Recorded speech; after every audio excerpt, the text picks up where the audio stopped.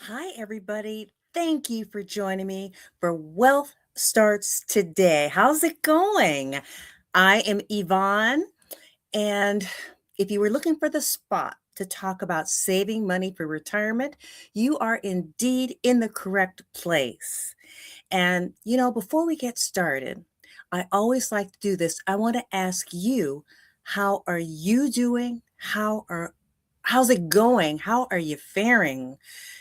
Everything is challenging today, and I just want to be respectful of the challenges that we all are facing one way or another, and just wondering if you are okay. That's just very important to me. I just want to throw it out to the universe and send kindness your way, and just want you to know I'm thinking of you and wishing the best for you. Okay. So, how's it going with me? Well, no complaints. Now, the last time we chatted, I told you my car was involved in an accident and how the insurance company seemed to be attempting to send us into this. I don't even know, you just want to pay off my car. They already totaled it. They had decided they were going to give us X amount of dollars, which was not nearly enough to go and buy another car. So then we worked out a deal where we're going to keep the car. They've given us some cash. We'll get it fixed on our own, and it will be a salvage title. It's a workable solution for us because the car is only 5 years old, and there's only body damage that can be fixed. And my husband has already taken care of it, actually. So that is where we are. Everything is much better, and very, very thankful about that. So we shall just move forward. And so I guess that's it with me. And I wanted to title this today as Frugal Friday. And you're like, what? What are you talking about? Well, I did a search and I was just wondering something. What day of the week do people tend to spend the most money? And it shouldn't be any surprise to you. It's Saturday because, a lot of people are off work, spending time with their children and families. And so it's Saturday when people spend the most money. And then I'm like, okay, well, what's the second day? The second most spending your money day? It is Friday. And so, with that, I just wanted to offer a reminder to people to, live your life, have fun. We want you to do all of that. Obviously, life is meant to be lived. We want you to be happy. But we also have to just kind of watch our money. That is super important, right? And so, Frugal Friday, it is. And so, I'm going to try to do these every Friday, and we're going to talk about money like we have been. What's this? This is our 91st episode of my show, on different platforms, but 91 sessions total. So we're just going to keep talking about money because, I wasn't taught about it growing up, and I'm guessing many of you haven't been either. And so let's just look out for each other. I do not have a degree in finance. Mm-mm. Yeah, a couple of degrees, sure, but not in finance. That is not my strength. I am a graduate, like I like to tell you all, of the School of Hard Knocks. And what I'm sharing with you, I have experienced so much in my life having to do with money. I'll sit and think, oh, that's happened to me, and that's happened to me, that's happened to me. So I'm coming from a place of I've been a lot of the places we're talking about, all of the places we're talking about, actually. So I just want to keep that going and let you know that, hey, if I can come out the other side, trust me, you can too. And we're just going to work through it. Nobody has all the answers, absolutely nobody. And especially not the millionaire money managers who they've got shows out there and they've got columns. And I saw another one of them this week where the gentleman said that if you have any debt at all, that you have no business putting money into retirement savings account. And I'm like, hold up, hold up. Don't tell people that. That's why I am saying this as loudly as I possibly can, because quite truthfully, if I followed that, I wouldn't have any money at all. I've got student loans I'm paying on. I've got a house that I'm paying on. I had to figure out balance. And that is what this is. It is all about balance. We can do a whole lot of stuff. We can pay our bills, and we can also save money for retirement. It's possible. It can be done. I'm doing it. And that's why I do these shows, to help you see it too. So, over the past several shows, we have talked about the Millionaire Next Door. Now, if you haven't gotten it yet, it's not a biggie. We're going through a lot of it, and we're talking about a lot of different things. And so, just get what you can, and we'll just kind of go from there, okay? So we've talked about a number of things. There is one section, do you spend a lot of time planning your savings and your retirement? I do.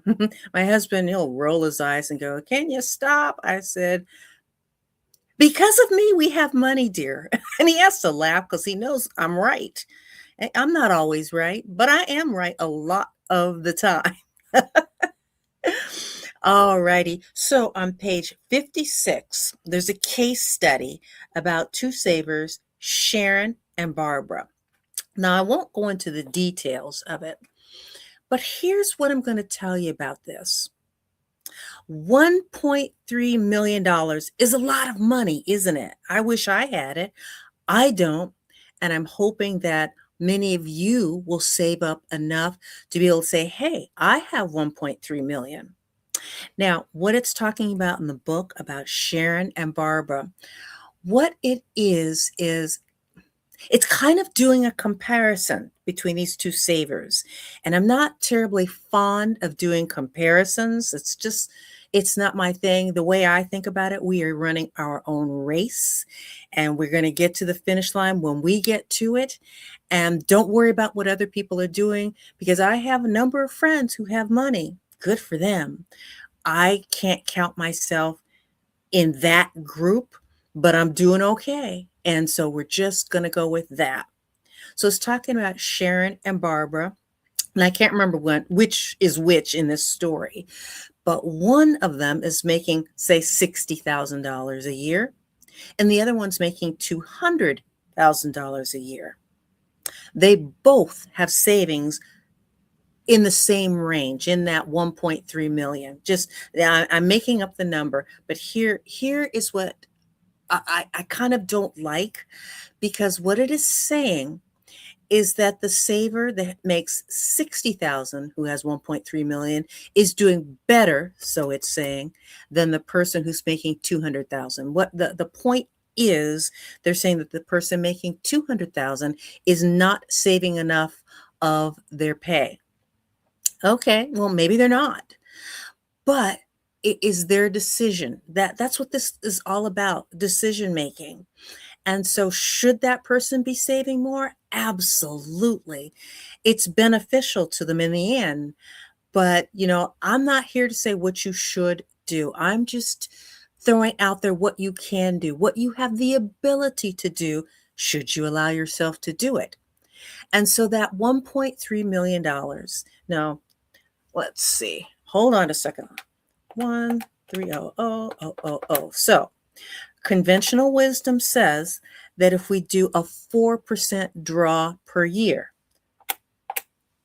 is about $5,200. So you've got that 1.3 mil, and that 4% draw would be $52,000 a year. And I'm thinking that the point of the Millionaire Next Door, when they're making the comparison between the person earning 60,000 and one making 200,000, if you're making 60,000 and you take $5,200 a year, you can live fairly comfortably. That you got that savings, you've got Social Security, maybe a pension too. So by the time it's all said and done, maybe you have $60,000-$70,000 a year in total that is available for your retirement. That might be a struggle for somebody used to making $200,000 a year. And if you're only going to get $5,200 a year, maybe it's not quite enough. So there is that thought process. I get where the book is coming from, just kind of giving people a heads up. You might need to save more to maintain the style of living you've become accustomed to. So, just a thought. Because I was also reading, there was a saver who I think she had 1.5 mil.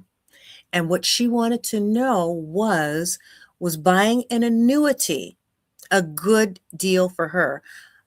I don't know a whole lot about annuities. It locks up your money, and I kind of have some trouble with that where I don't have real complete control of my money. And this person wanted to do that because it could potentially give her $9,000 a month. Now, I've never had $9,000 a month. So what's that? $108,000 a year, something like that. And maybe for that higher income person, that's a better option for them. Just, we all do this differently. So whatever your goals are, work to achieve that. And just do what you can.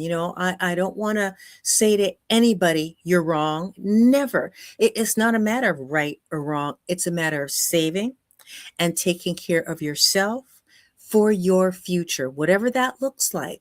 So just work on that. And I'm one of those with that list. I forgot my list this time. Sorry about that, you guys. But a blank piece of paper where that very top line, you've noted what you are bringing in per month. What is your salary? What is your take home pay? And that take home should include some sort of retirement, 401k, 403b, whatever your employer offers. Just make sure that you have that. Okay. So what you're bringing home is your net after that initial savings. So just do that. And that second line, pay yourself first. And by that, so for me, I put money aside to take care of taxes when they're due. I put money away because insurance I pay every 6 months. That's what I'll do. Emergency savings, that is very, very important to have that so that you're not draining your retirement accounts because you had some sort of an emergency. And I put money away for regular savings. Just, for do I want to save up for a trip? What do I want to save up for? There's that. And also, what I tend to do is I spend cash. So rather than pull out a credit card for all of my purchases, I have cash in my wallet. And so every time I want to buy something, I'm looking at my wallet and going, do I really need that? Do I really want to spend that money? So there are those conversations that I am having with myself with the cash. Now, you do it however you want. It works for me. It might work for you. Maybe you've got another way. Totally cool. It is totally up to you. Your life, your future. You do with it the best that you can. Okay. So, just think about all those things. And next time I see you, I'll have my piece of paper because I do like to have that. It's something, it keeps me honest because I have to keep adjusting it every few months because expenses change, all these different things that I have to be ready for. In the time we haven't had our car, I had to buy gas. That wasn't part of the equation. So now I put money aside for the gas. So, whatever it is, don't allow yourself to be pulled by circumstances. Try to gain control of your financial life. Just, do the best you can. Start with that list. We will talk about it. We will go on about it. And, just do what you need to do. And if you have questions, reach out. And if we can help, absolutely. Okay. Now, I'm getting ready to wind this up because I like to keep it in the 15 minutes or so range. But, if you are enjoying these, by all means, just subscribe right where it says subscribe. And when I do these podcasts, it is completely and totally free. I wish that growing up I had had something available similar to this.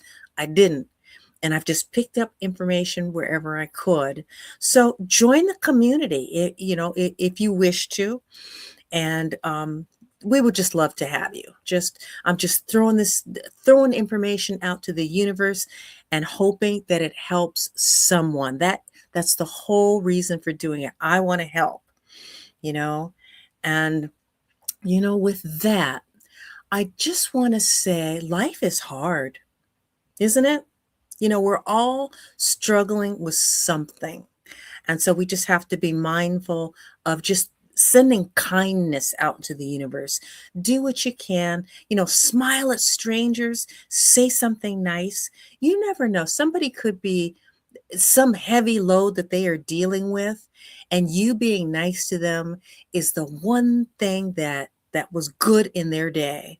So just remember, just be kind to yourself, to each other, and just look out for each other. We are all we've got. So just keep all of that in mind, okay? And like I said, I'm going to try to do these every Friday, our Frugal Fridays. And I thank you so much for joining me for Wealth Starts Today. Starts right now, as soon as we possibly can. We just take care of ourselves. That's all we can do, okay? Now with that, I thank you and we'll see you next time, okay? Bye-bye.